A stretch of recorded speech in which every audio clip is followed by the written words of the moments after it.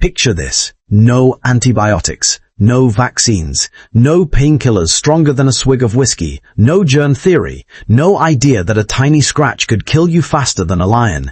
And yet, here we are, 8 billion of us, descended from people who had none of that. So how did humans survive for roughly 300,000 years with essentially no real medicine? The honest answer is, a lot of them didn't.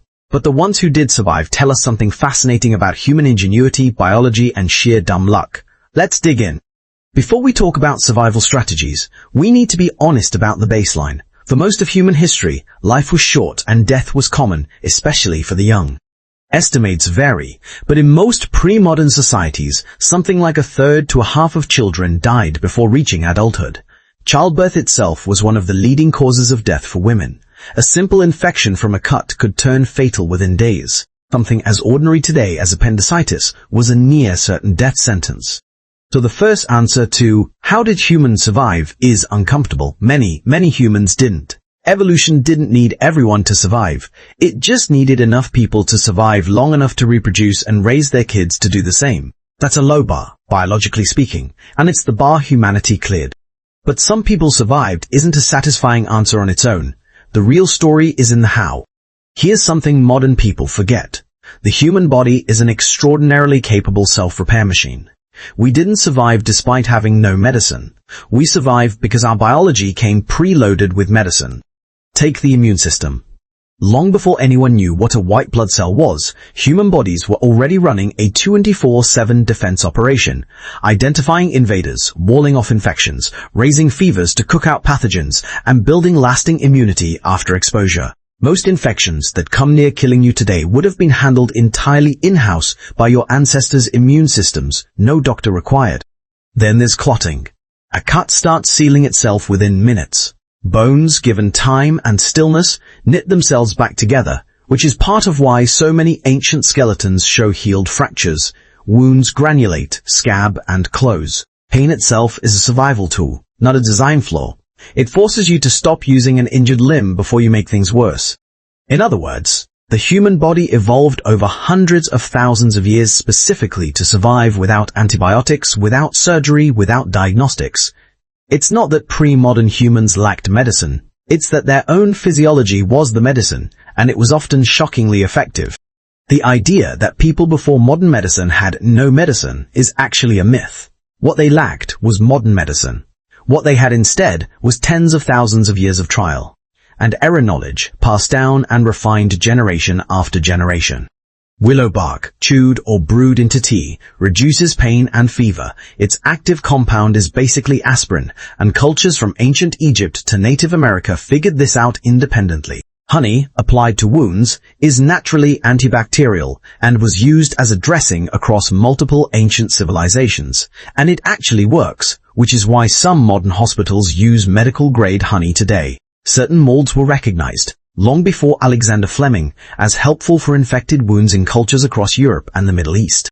Beyond specific remedies, communities developed real epidemiological instincts. Quarantine, isolating the sick, shows up independently across cultures, sometimes formalized, like the 40-day ship isolations in medieval Venice that gave us the word quarantine itself. People learned, often without understanding germ theory at all, that certain water sources made people sick, that certain foods spoiled dangerously, and that some illnesses spread through contact. This is the part that surprises people. Pre-modern humans weren't running on ignorance. They were running on an enormous, orally transmitted database of empirical observation. What works, what doesn't, what kills, what heals, refined by literally thousands of years of trial and error, with the errors quite literally dying out of the gene pool and the knowledge pool alike. It's also worth remembering that many of history's biggest killers today simply weren't major threats before the modern era, because the conditions that caused them didn't exist yet. Heart disease, type 2 diabetes, obesity-related illness. These are, to a significant extent, diseases of abundance, sedentary lifestyles, processed food, sugar, and caloric surplus. Hunter-gatherer and early agricultural populations, whatever else they suffered from, were rarely dying from the modern epidemic of chronic disease. Their diets were more limited but often less inflammatory. Their lifestyles were more physically demanding by necessity. That's not to romanticize the past. Life expectancy at birth was low, largely dragged down by high infant and childhood mortality. But someone who survived childhood in many pre-modern societies and avoided violence, famine, and infectious disease could genuinely live into their 60s, 70s, or beyond. Skeletal remains regularly show elderly individuals who live for years with arthritis, healed injuries, and missing teeth, meaning their communities were caring for them, feeding them, keeping them alive despite disability. Survival wasn't purely an individual biological feat. It was a community project. This might be the most underrated factor of all. Humans survived because humans took care of each other.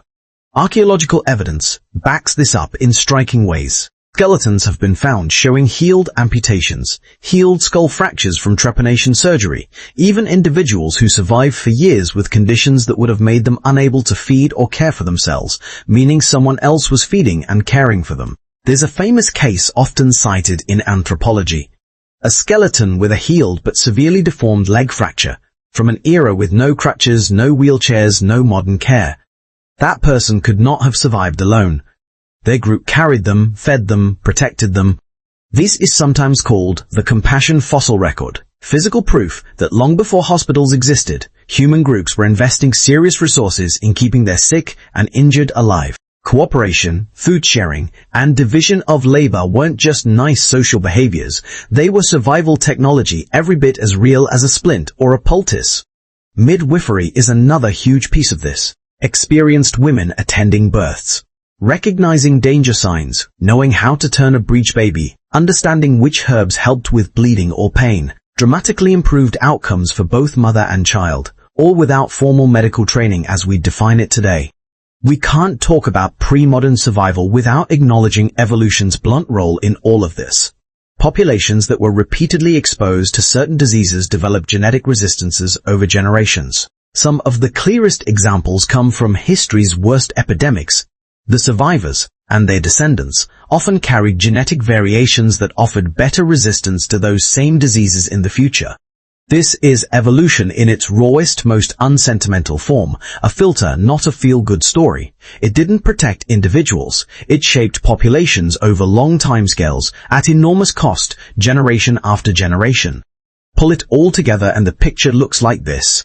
The human body itself is a remarkably self-sufficient survival machine, built by evolution to fight infection, heal wounds, and endure injury without outside intervention. On top of that biological foundation, humans layered thousands of years of accumulated empirically tested knowledge, herbal remedies, wound care, quarantine practices, passed down long before anyone understood the biological why behind it. Add to that a lifestyle and diet that, for all its dangers, avoided many of today's chronic disease drivers.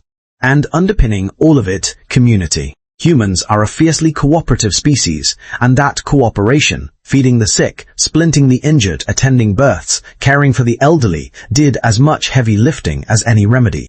None of this means the past was some secret golden age of natural health. It wasn't. Child mortality was brutal. Plagues wiped out huge fractions of populations. Life expectancy, on average, was far lower than today. Modern medicine, vaccines, antibiotics, sanitation, surgery didn't just improve survival, it transformed it on a scale nothing before could match.